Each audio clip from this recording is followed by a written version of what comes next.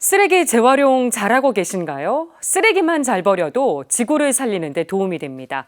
자원순환사회경제연구소 홍수열 소장님과 올바른 재활용법에 대해서 이야기 나눠보겠습니다. 소장님 안녕하세요. 네, 안녕하세요. 쓰레기 박사로 불리시던데 간단히 소개를 좀 부탁드릴게요. 네, 자원순환사회경제연구소 소장을 맡고 있고요. 그러니까 서울환경운동연합과 함께 도와줘요 쓰레기 박사 이 유튜브를 하면서 이 쓰레기 박사 별명이 붙었는데 되게 부담스러워 하시는데 괜찮습니다. 쓰레기 같은 박사는 아니고 쓰레기에 대해서 알려주는 박사니까요. 네, 이제 좀 질문을 좀 드릴 게 많은데 요즘 집집마다 택배 쓰레기가 넘쳐납니다. 편리하긴 하지만 쓰레기가 많이 나오거든요. 올바른 택배 쓰레기 버리는 법 좀 짚어주시면 좋겠습니다. 일단은 박스 포장재잖아요. 그러니까 박스 포장재에 배송장이 붙어 있고 테이프가 붙어 있는데요. 배송장과 테이프는 재활용이 안 되거든요. 그러니까 박스를 버릴 때 배송장과 테이프는 반드시 제거를 해 주셔야 되고요. 네. 안쪽에 보면 또 완충제가 들어가 있는데요. 완충제는 그냥 비닐로 분리 배출을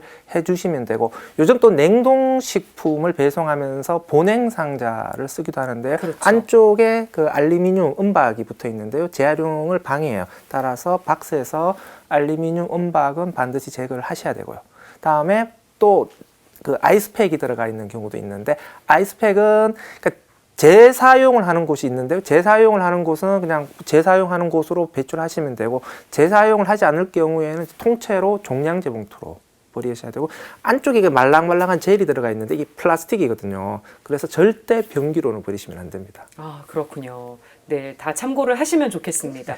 그리고 코로나19 때문에 필수품이 된 마스크. 마스크는 일회용이라서 어쩔 수 없다고 해도 그 마스크를 감싸고 있는 비닐 포장지가 재활용이 안 된다면서요. 그러니까 기술적으로는 재활용이 되는 거거든요. 그러니까 분리 배출을 하면은, 비닐로 분리 배출을 하면은 재활용은 가능한데, 비닐은 이제 재활용하더라도 돈이 되지 않기 때문에 재활용 사업자들에게 비용을 지원을 해줘야 돼요.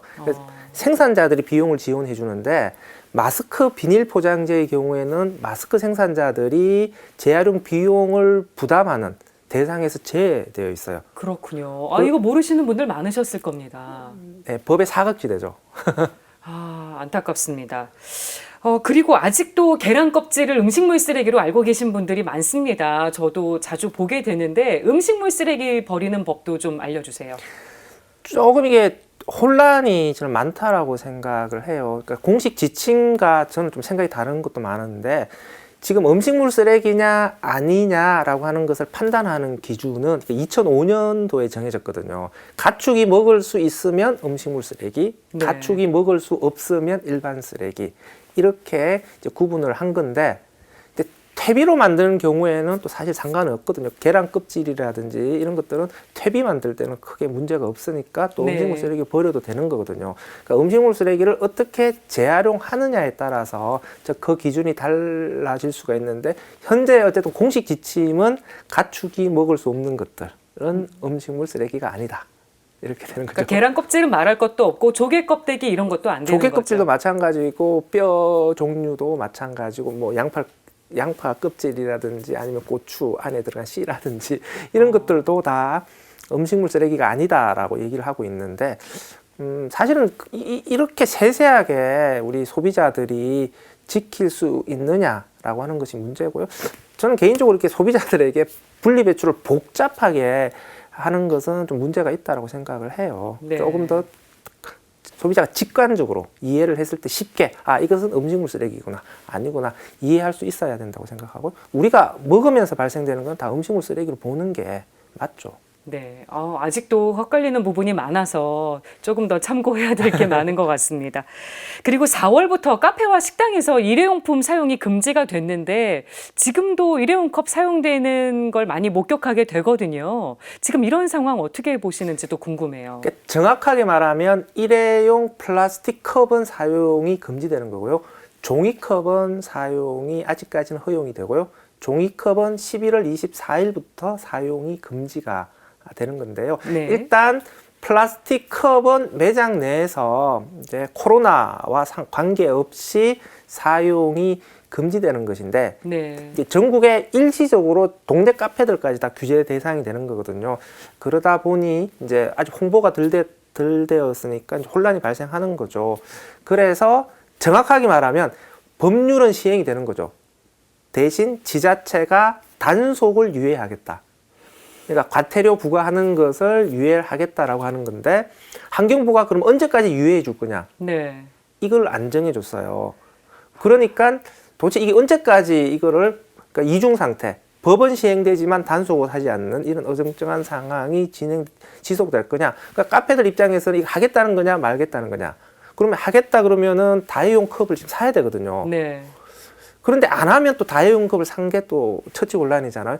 그러다 보니까 지금 일종의 간보기 하는 상황이에요. 그래서 이 부분은 좀 더 명확하게 언제까지는 단속을 유예하고 언제부터는 단속에 들어갈 테니 이 카페들은 준비를 해야 된다라는 명확한 신호를 보내주는 게 맞는 거고요.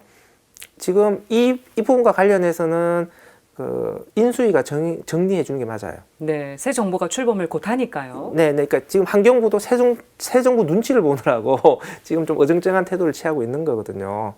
그래서 이 부분은 새 정부에서 좀 명확하게 빨리 정리를 해주는 게 맞습니다. 네.